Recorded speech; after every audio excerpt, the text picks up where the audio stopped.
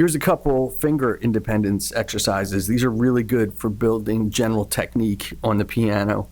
And you can actually make them really good ear training exercises and kind of music theory, training as well.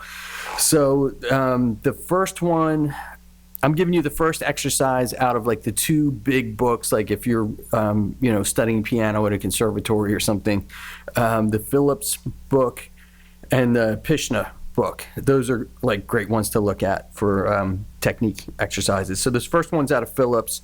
It's outlining diminished chords. So what you're doing on the right hand, you're playing a diminished seventh chord, but you're going to be keeping your thumb down the whole time. And in all of those books, they only give you the first key in the key of C, and then they kind of expect you to practice it in all 12 keys, which is a really good way to work on it. So if you don't know your diminished chords and you don't know all the 12 keys in them, here's a couple ways you can figure it out. So a diminished chord, like if you don't know the theory of all that,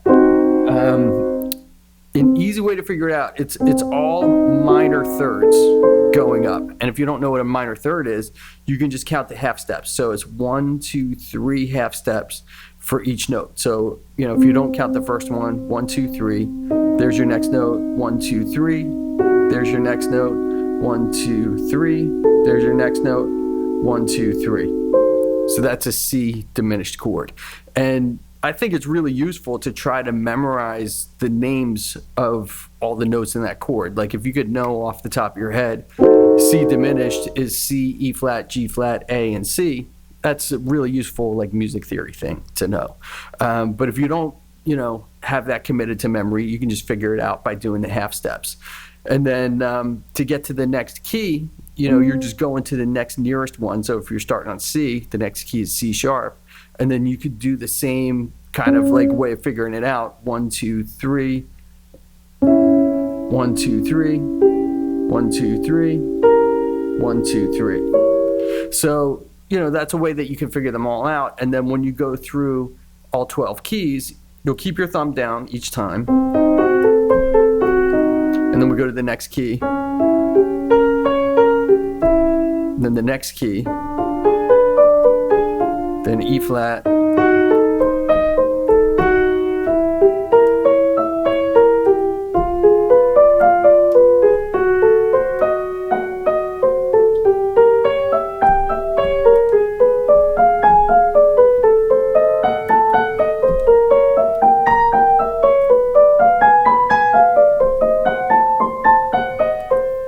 Another really good way to practice this, you could try to, like, instead of even counting out the half steps of it, just try to do the entire thing by ear. And then just try to match that sound a half step higher.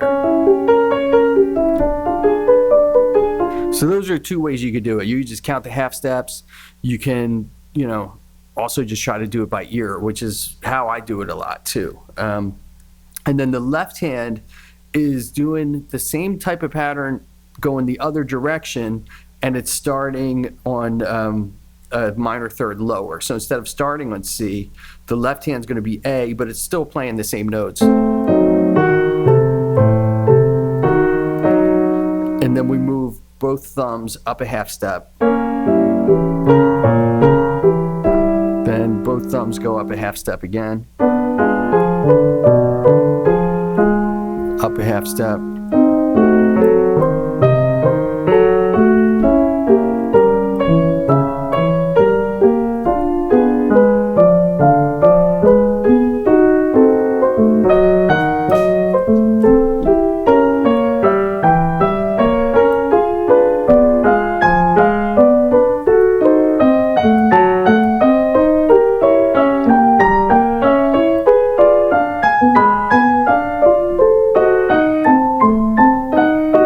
And now we've gotten to where we started. Like we started on A and C, and now we're on the high A and C. And then from that point,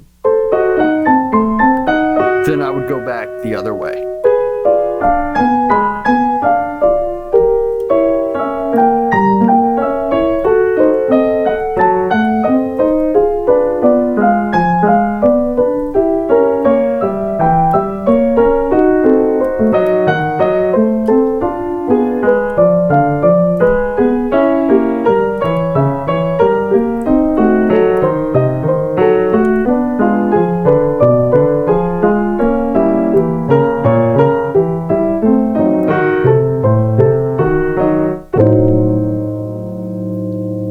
So that's the Phillips exercise. The Pishna one, let me look at my sheet music real quick here.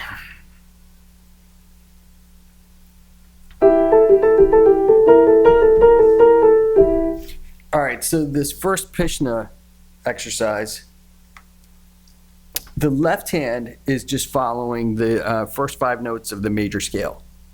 And it's sort of like the same type of technique. We're going to keep one finger down while we're playing the other fingers. And then we just go up a half step there.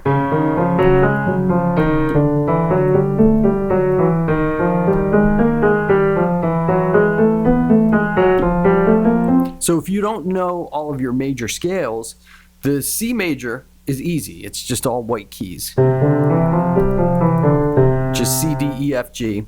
And then if you don't know the next scale, all you need to do is move each note to the next nearest one.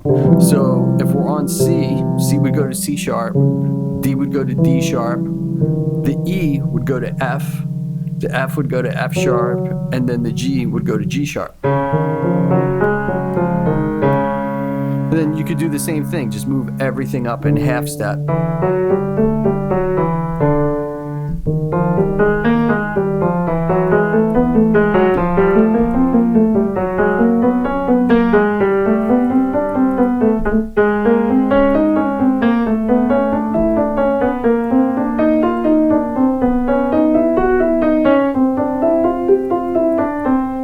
So that's what the left hand's doing there. The right hand, you're going to be keeping your thumb down the whole time, and it starts with the upper third of a major chord. So C major chord is here.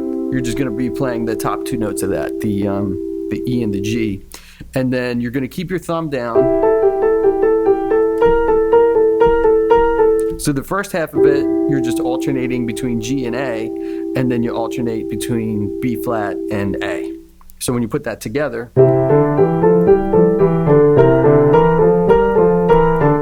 and then we go up a half step,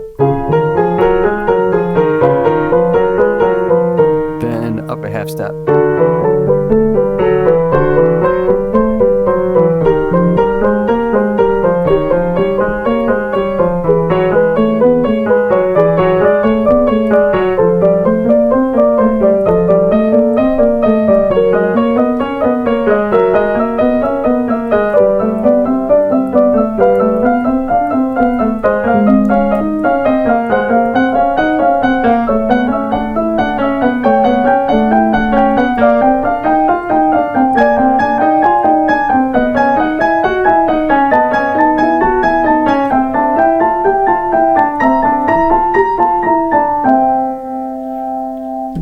And with both of those exercises, I would, as like a starting point, once you get familiar with the notes, I would work on playing them really slow, trying to keep your hands as relaxed as you can. I think that's really important for doing these kind of exercises. And like I know for myself, when I do something really difficult, I tend to like tense up. So I always have to remind myself to, kind of stay relaxed with it. And then just practice with the metronome. Like I would start really slow and try to keep all of your notes the same volume as you go. And then as you increase your speed, I would just concentrate mainly on keeping everything really clean, like making sure your hands are playing it at exactly the same time. That both your right and left hand are hitting together. Like you don't want, once you start getting really fast, it can start to get out of sync if you're not real careful with it. So, just keep an eye on making sure that everything's like really clean as you, start increasing the speed. But those are 2 like really good, kind of finger technique exercises. So good luck with them.